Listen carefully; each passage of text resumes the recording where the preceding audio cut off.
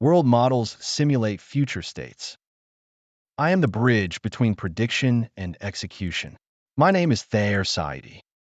I'm a technologist from Tunisia. My fascination with intelligence started early. When I was 5 years old, my mother taught me the rules of chess. She knew the rules, but she did not play. I started by playing against the computer, not against people. I was fascinated that if you give a machine a strict set of rules, it can perform extremely well through brute force. Years later, when chess became more popular around me, I began playing against people as well, comparing human intuition with machine calculation.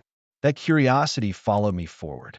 It led me to mathematics competitions and later to formal studies in mathematics, physics, and statistical engineering. There, I learned to reason about causality, uncertainty, and systems, not surface level correlations. During my university years, my focus expanded beyond a single discipline. I explored artificial intelligence through natural language processing, using academic toolkits such as the Stanford NLP libraries. But I was equally driven to understand intelligence in action, how agents make decisions, how state evolves over time, how computation shapes behavior. In parallel, I worked across multiple programming languages, paradigms, and frameworks to understand how software is constructed end to end, from low-level logic to application architecture. That period grounded me in software engineering as a whole.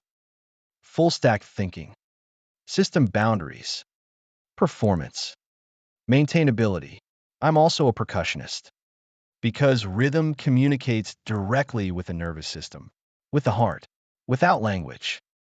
That balance between structure and intuition still shapes how I design intelligent systems. I have lived the full evolution of applied intelligence. In 2016, I founded Connectors as an independent initiative to explore how humans and machines communicate at scale.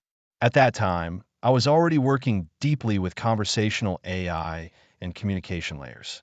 I built chatbots using platforms such as IBM Watson, API.ai, later acquired by Google, and renamed Dialogflow, as well as open source frameworks. The focus was never chat for its own sake. It was about how digital avatars and systems interface with humans in a structured, scalable, and reliable way. That line of thinking was tested and hardened inside large enterprises during my time at TCS. There, I designed conversational systems that were not standalone interfaces. They were deeply integrated with enterprise knowledge bases and core internal platforms. Conversational layers connected directly to ERP and business applications, allowing trusted access to data and real execution across complex organizational systems. This grounded my work in enterprise reality. Scale, correctness, integration, governance. In parallel, through connectors, my work expanded beyond interfaces into world models in practice. I explored how agents operate within environments, how state is preserved over time, how interaction unfolds dynamically. This led naturally into work with virtual reality, augmented reality, and extended reality. Environments where users, agents, and systems coexist inside simulated worlds. Over time, this evolved into digital agents, peer-to-peer communication, and distributed intelligence. Years before these ideas became mainstream, my time in Mumbai was not primarily about technology. I went there to understand systems of people, spirituality, collective consciousness, how large populations coordinate without rigid formal rules. India showed me how complex systems can function through shared context, implicit signals, and collective flow rather than strict enforcement. That insight deeply shaped how I think about emergence, decentralization, and collective intelligence in technical systems. Across this period, I also worked on early AI systems when compute was limited and models were fragile. Architecture mattered. Those constraints taught me the difference between systems that merely respond and systems that truly understand context, state, and flow.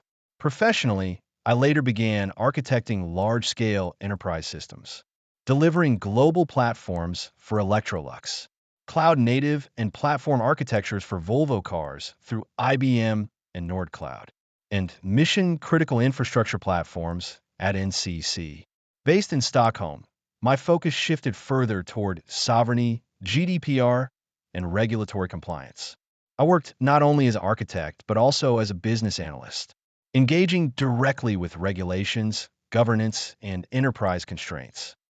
Technology must serve the business, the regulator, and the end user at the same time.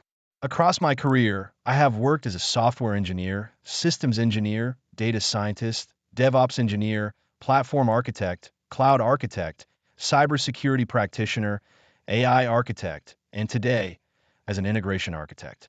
I have designed, built, secured, automated, and operated systems end to end. All of this experience converges in Genesis Mesh. Genesis Mesh is not an AI product. It is a sovereign, encrypted, global intelligence and communication network. At its core, Genesis Mesh enables secure peer-to-peer communication between users, businesses, and machines. Every participant can broadcast services, applications, or capabilities into the network. Intelligence is baked into the mesh itself, knowing when, where, and to whom a signal should be delivered. Without surveillance, without central intermediaries, without data extraction, this creates new opportunities. A user can unknowingly become a service provider. A customer can become a business. A machine can interact directly with another machine or with a human. Genesis Mesh is built first for regulated industries, starting with banking. Banks face a structural contradiction. They avoided the cloud for compliance reasons. They adopted cloud AI for performance and innovation. Now, with DORA and the EU AI Act, that dependency introduces new regulatory and operational risk. Genesis Mesh resolves this. We use world models to simulate risk, liquidity, and stress scenarios, allowing banks to test future crises before they occur. We introduce a new compute architecture. Instead of demanding massive GPU purchases, Genesis Mesh orchestrates the idle CPU capacity banks already own. Existing assets become active intelligence. Data stays on the bank's own infrastructure by default. When additional capacity is required, Genesis Mesh can burst into encrypted cloud nodes that are part of the same mesh, using the bank's own keys and trusted certificates. The cloud is not removed. It is demoted, used for training, exceptional scale, and burst capacity.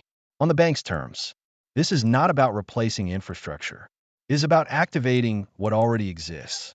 Let's turn existing systems into a compliant, sovereign, and intelligent network. On your terms,